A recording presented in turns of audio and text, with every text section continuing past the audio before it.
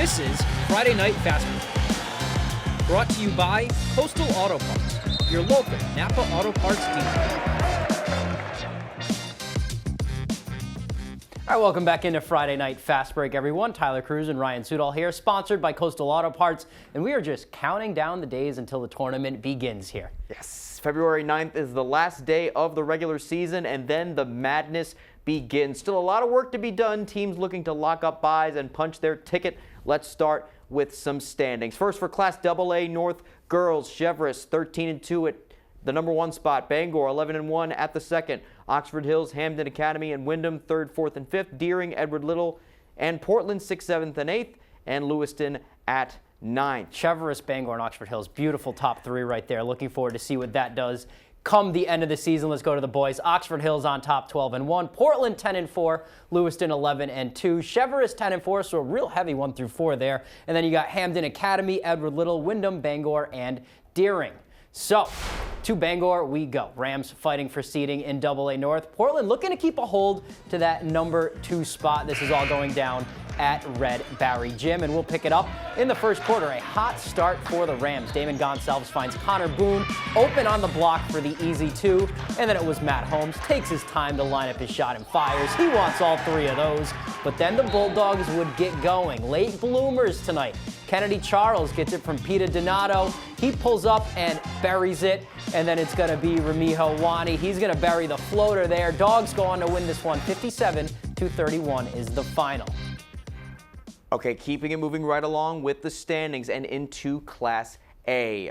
Class A North girls, Gardner 14-0, Coney 10-2, Lawrence 10-2 as well. Those are the top 3. Camden Hills, Nokomis, and Erskine 4th, 5th, and 6th. Skowhegan, Brewer, and Mount Blue 7th, 8th, and 9th. And now for the Class A North boys. Brewer 12-0, dominant season thus far at the top spot. Nokomis behind at 10-5. Coney, Mount Blue, and Lawrence 3rd, 4th, and 5th. Skowhegan, Messalonsky, Camden Hills 6th, 7th, and 8th, and Erskine at 9th.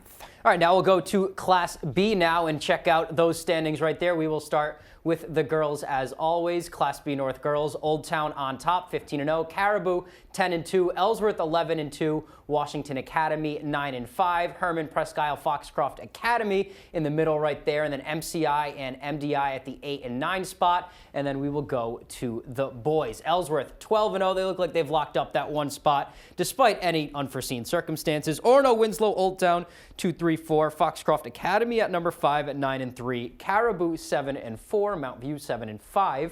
John Babst and Washington Academy rounding us out. So, like we said before, a lot of work to be done for these teams here. Looks like Old Town girls, Brewer boys, and Ellsworth boys all still perfect. But other than that, the seating is really just wide open under them. So, let's get back to the game, shall we? We will hit an A North girls matchup first. Lawrence Bulldogs, they're one of the top teams there going at it with the Witches.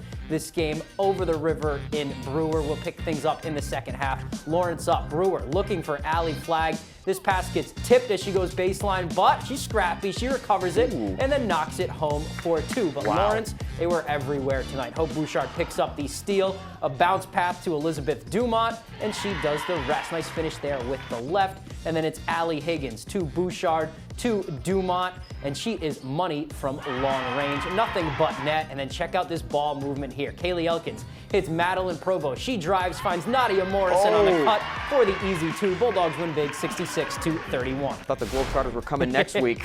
Let's go to Class B now. Big matchup in Orono. 2 contenders in B North. Ponies and Red Riots going at it.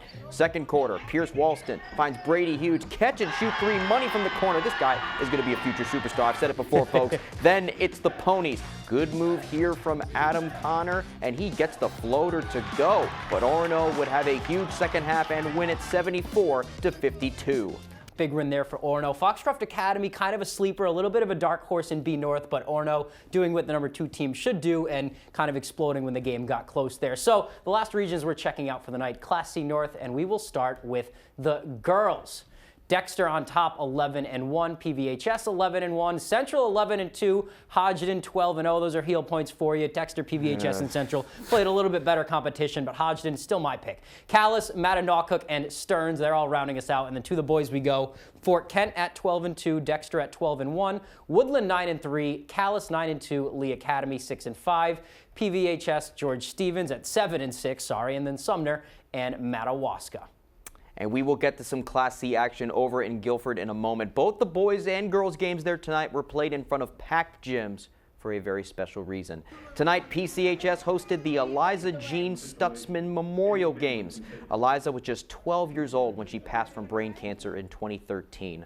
Her father, Craig, was a teacher at PCHS, there he is, for many years, and the school has hosted the games every year since her passing. Over $3,500 were raised tonight for the Eliza Jean Family Cancer Foundation, which provides support for Maine families who have a child with cancer. Here's Craig on the support that they received. So heartwarming to see so many people come out and support this. It's amazing. This is an amazing community of people that really step up, and they've been there from day one when Eliza fought, and that's what's so great about this is, like, it's her legacy. Big thanks to his wife Karen there as well. Outstanding from that community tonight. Let's get to the action, starting with the girls. Pirates hosting Dexter. First seconds of the game, PC's Abby Ricker pulls up from deep and nails the 3-ball to get the scoring started. Second quarter now, Dexter with it. Abilene Corson into Jocelyn Page and into Maisie Peach, who gets it to go, making cobbler out of the Pirate defense. Dexter up big to the third. Pirates not going away. Ava Goulet to Kendall Kimball. She gets the pull-up J to go, but it would be the Tigers all game long. Watch the steal by Page. She'll take it all the way to the hole and finish it off. Dexter dominates PCHS, and they go on to win it 49-18. And let's go right to the boys game now. Dexter trying to sweep the Pirates. First quarter, Dexter's Will Kuzniers takes it inside, slashes the defense, and finds Ethan Doherty for the lay-in. Still first quarter, Kellen Peavy off the feed from Caden Kimball, gets the off-balance shot to go, and look how cool he is with the slick back hair. Didn't even want to look at the camera. Tigers up after 1. Second quarter, Pirates down 7. Scott Chadbourne changes that with that 3. He gets to go down, 4-point game, but the Tigers would take full control. Final seconds of the half, Kuzniers to Bryce Connor for the corner 3.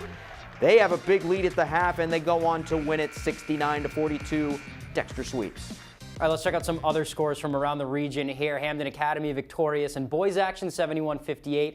MDI beating Caribou up in the county 49-47. That's a long road trip for those Trojans. Wow. Brewer over Lawrence 72-61 down in Fairfield. And then Old Town Girls beating Foxcroft 47-26. So that does it for all of our action and scores. We still have plenty more, including analysis and a little preview at a big game on Saturday. There's more Fast Break coming up next.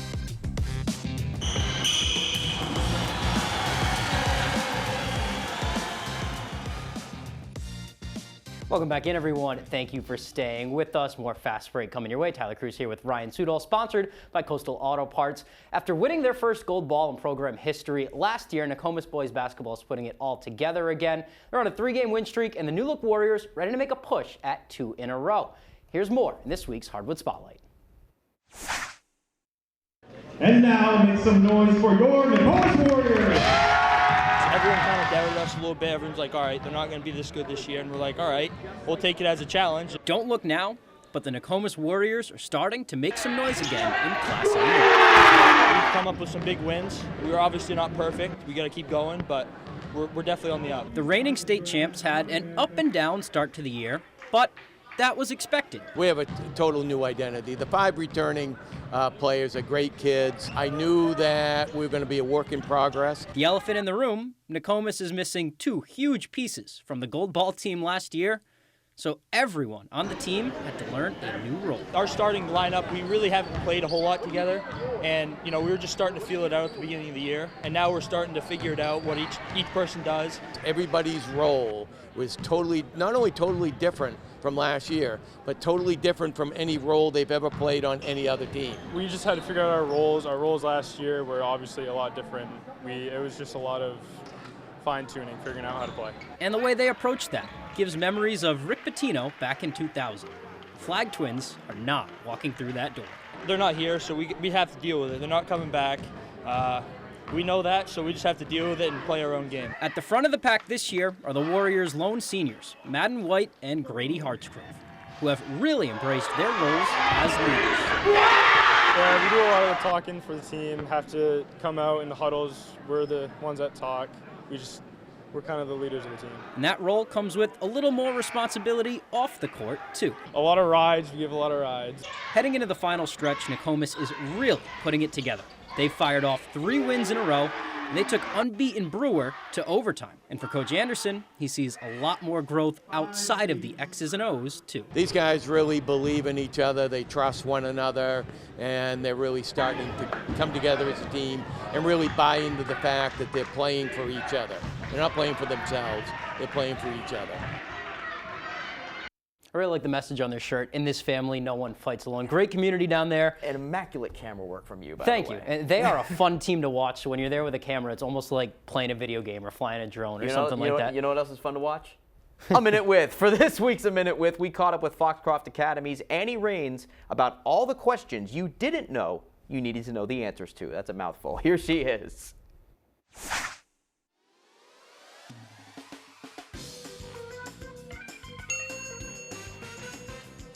On a snow day, I don't really know. Probably watch movies, and if the roads aren't too bad, then probably ski. But pre-game meal, probably pizza. Honestly, I don't know. Coke.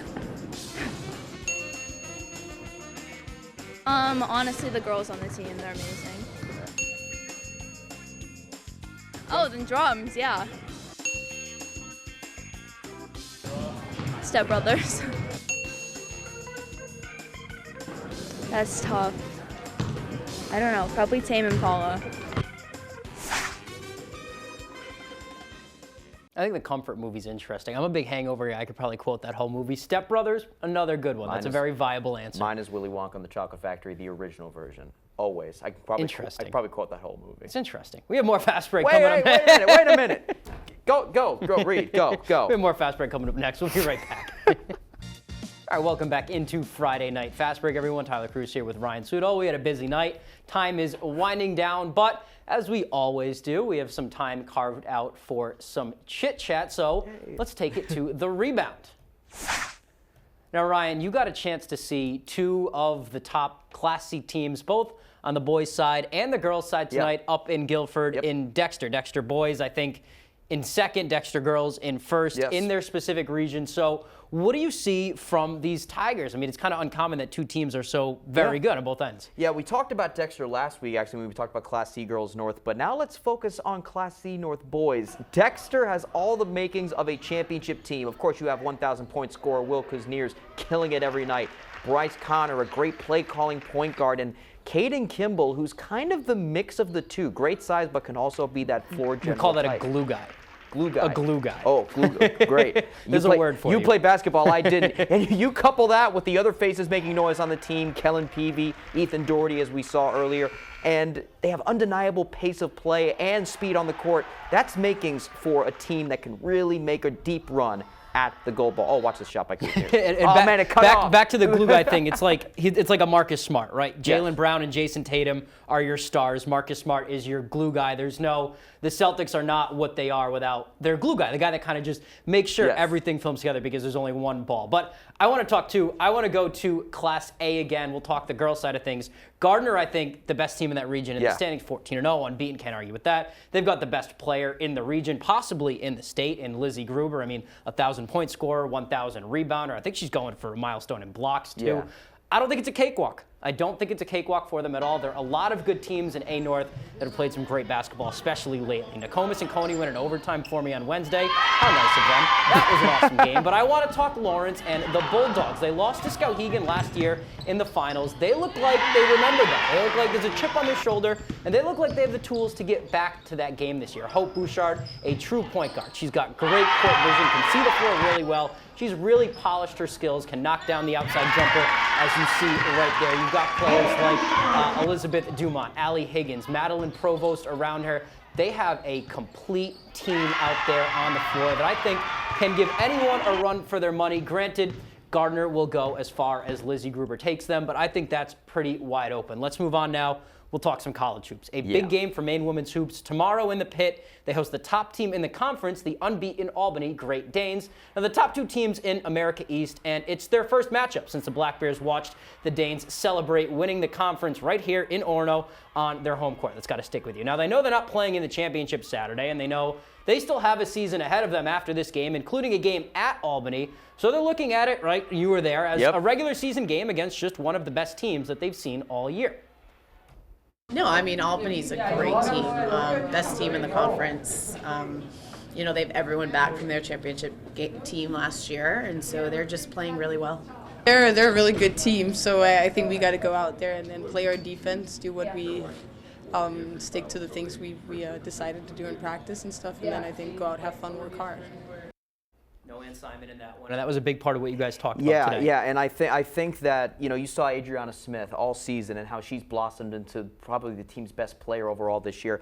That exposure that she got and other players did with Ann Simon out, that helped them for the rest of the season. And I think that it gives them a little bit of confidence in this game that they can do it without Ann Simon, who was out again with an injury. Obviously, it's not the best to have your best player out, but again, like you said, those pieces definitely learn how to flourish without her. So that game, a big one, 1 p.m. in the pit tomorrow. That is all from us tonight. We hope you have a great rest of your evening. We'll be back with more Fast Break next Friday. Stay with us.